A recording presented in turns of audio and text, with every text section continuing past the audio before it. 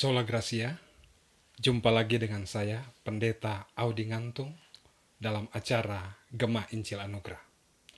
Sahabat anugerah yang dikasihi oleh Tuhan Yesus Kristus, kita memanjatkan pujian syukur kepada Tuhan karena ada kesempatan kepada kita untuk bisa bersama-sama membaca dan merenungkan firman Tuhan. Sebelum kita membaca Alkitab, mari kita berdoa. Tuhan Yesus, Allah kami yang hidup, kami mengucap syukur kepadamu pada saat ini, karena kami menyiapkan hati dan pikiran kami untuk membaca dan merenungkan firman-Mu. Biarlah hikmat daripadamu menjadi bagian kami, sehingga kami boleh mengerti dan mendapatkan petunjuk dalam kehidupan kami pada saat kami beraktivitas. Terima kasih Bapa. Dalam nama Tuhan Yesus, Juru Selamat kami naikkan doa ini. Amin. Sahabat anugerah yang dikasihi Kristus, pada saat ini saya mengajak kita bersama-sama membaca dan merenungkan firman Tuhan tentang kehidupan satu bangsa yang disebut sebagai umat pilihan Allah, bangsa pilihan Allah, yaitu bangsa Israel. Kalau kita membaca Alkitab, kehidupan bangsa Israel diwarnai dengan perang terjadi di mana-mana. Setiap saat mereka dihadapkan pada situasi peperangan terjadi yang dirasakan bahkan sampai pada zaman sekarang ini pun kita dapat menemukan bagaimana kehidupan bangsa Israel tidak jauh dari yang namanya peperangan. Nah, pada saat ini kita dapat memperoleh informasi dari Alkitab yang berbicara tentang bagaimana pertempuran yang terjadi di Karmel, di mana satu orang dia dapat mengalahkan 450 orang lainnya. Nah, dalam pembacaan kita di sini kita menemukan bagaimana upaya pertandingan, upaya pertempuran yang dilakukan oleh Nabi Elia melawan 450 Nabi Baal lainnya. Dalam 1 Raja-Raja pasal 18, kita akan menemukan bagaimana cerita, bagaimana pertempuran antara Nabi Elia melawan 450 nabi yang lain, Nabi Baal. Dan di sana kita akan temukan jawaban bagaimana Nabi Elia memenangkan pertandingan tersebut dan menyatakan bahwa Allah yang dia sembah, Allah yang dia yakini adalah Allah yang Maha Kuasa.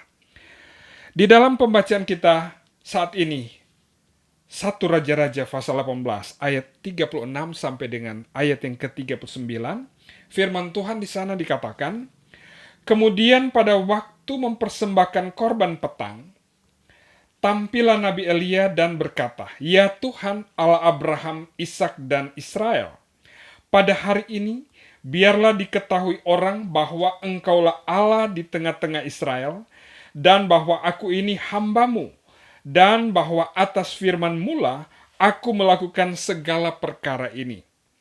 Jawablah aku ya Tuhan, jawablah aku, supaya bangsa ini mengetahui bahwa engkaulah Allah, ya Tuhan, dan engkaulah yang membuat hati mereka tobat kembali.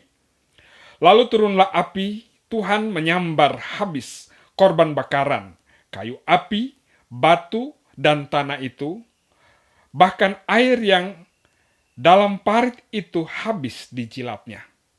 Ketika seluruh rakyat melihat kejadian itu, sujudlah mereka serta berkata, Tuhan, dialah Allah, Tuhan, dialah Allah.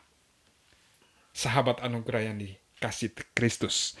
Jadi di dalam pembacaan kita di sini kita menemukan bagaimana upaya dari 450 Nabi Baal pada saat mereka berupaya untuk mempersembahkan korban, dan mereka berupaya sepanjang waktu itu, bahkan sampai pada menjelang sore tidak ada jawaban, di mana korban persembahan yang mereka lakukan, mereka taruh di atas mezbah persembahan, tidak dijawab oleh Tuhan mereka, oleh Allah mereka.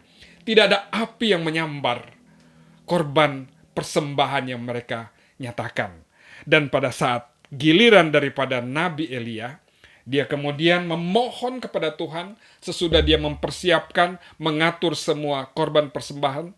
Bahkan dia memberikan atau memerintahkan supaya sekitar mezbah persembahan tersebut disiram dengan air sehingga parit yang ada di sekitar mezbah tersebut sudah dipenuhi oleh air. Dan pada saat itu syarat yang dinyatakan bahwa korban persembahan ditaruh di tempat persembahan tetapi tidak boleh menyulutkan api di sana. Nah, pada saat Elia memohon kepada Tuhan, dia berkata bahwa, "Ya Tuhan Allah Abraham, Ishak dan Israel, pada hari ini biarlah diketahui orang bahwa Engkaulah Allah di tengah-tengah Israel, dan bahwa aku ini hambamu, dan bahwa atas firman-Mu lah aku melakukan segala perkara ini." Permohonan yang disampaikan oleh Nabi Elia. Tuhan, jawablah aku. Tuhan, biarlah bangsa Israel, biarlah semuanya mengetahui bahwa Engkaulah Allah. Dan karena kehendak-Mu lah aku melakukan hal ini. Dan di dalam ayat yang ke-37, firman Tuhan berkata, "Jawablah aku ya Tuhan, jawablah aku supaya bangsa ini mengetahui bahwa Engkaulah Allah ya Tuhan, dan Engkaulah yang membuat hati mereka tobat kembali. Lalu turunlah api Tuhan menyambar habis korban bakaran, kayu api, batu, dan tanah itu, bahkan air yang ada dalam parit itu habis dijilatnya." Jadi di dalam ayat ke-37 dan ayat yang ke-38 pembacaan kita di sini, selesai Nabi Elia berdoa kepada Tuhan, "Tuhan, jawablah aku." Maka Tuhan menjawab doa dari Nabi Elia, dan kemudian turunlah api menyambar korban bakaran, bahkan air yang menggenangi parit tersebut menjadi kering dijilat oleh api yang turun dari yang Tuhan kirimkan. Sahabat anugerah yang dikasih Kristus, sesudah pertandingan yang dilakukan oleh 450 nabi Baal melawan satu nabi dari Allah, Nabi Elia, terjadi pergulatan dalam menunjukkan demonstrasi keyakinan mereka. Siapakah yang punya Allah yang sebenarnya? Allah mana yang dapat menjawab doa yang disampaikan? Dan ternyata dalam pembacaan kita saat ini kita menemukan doa dari Nabi Elia lah yang dijawab oleh Allah. Dan kerinduan daripada Nabi Elia untuk menunjukkan bahwa Engkaulah Allah, Dialah Allah. Dan apa yang menjadi tanggapan dari bangsa Israel, dari semua orang yang hadir di situ, yang melihat persoalan yang dilakukan, persembahan yang disampaikan, di mana api turun menyambar korban bakaran. Ayat yang ke-39 firman Tuhan berkata, "Ketika seluruh rakyat melihat kejadian itu, sujudlah mereka serta berkata, 'Tuhan, Dialah Allah. Tuhan, Dialah Allah.'" Rakyat kemudian diyakinkan.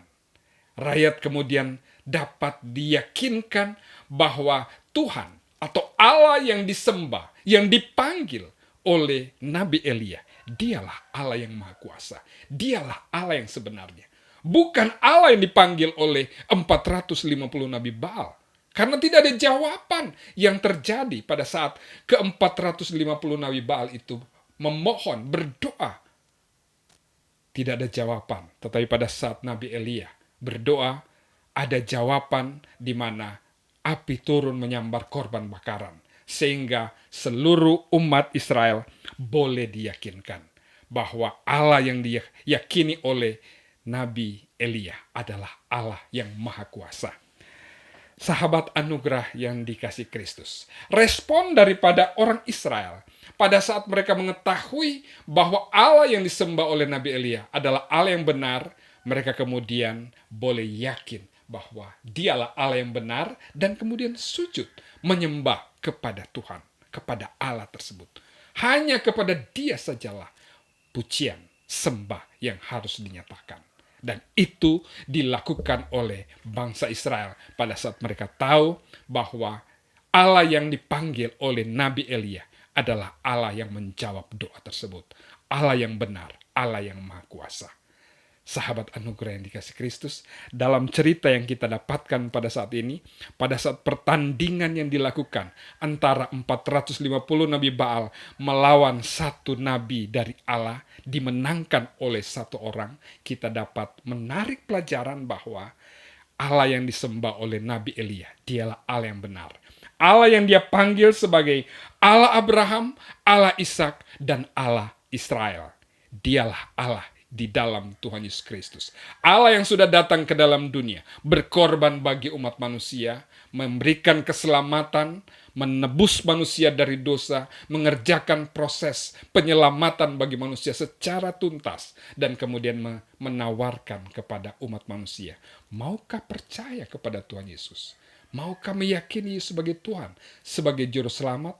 Jika hal itu saudara lakukan, firman Tuhan berkata, dosamu dihapuskan, dan kamu memiliki hidup yang kekal. Ada sorga yang Tuhan siapkan bagi setiap orang yang percaya. Karena yang menjanjikan adalah Allah yang maha kuasa. Allah yang telah menjawab doa dari Nabi Elia. Di dalam dialah jawaban yang sebenarnya. Bangsa Israel tahu dialah Allah. Di dalam ayat 39, kembali saya ulangi, disebutkan jawaban yang disampaikan oleh bangsa Israel atau respon dari bangsa Israel pada saat mereka mengetahui bahwa Allah yang disembah oleh Nabi Elia dialah Allah yang benar.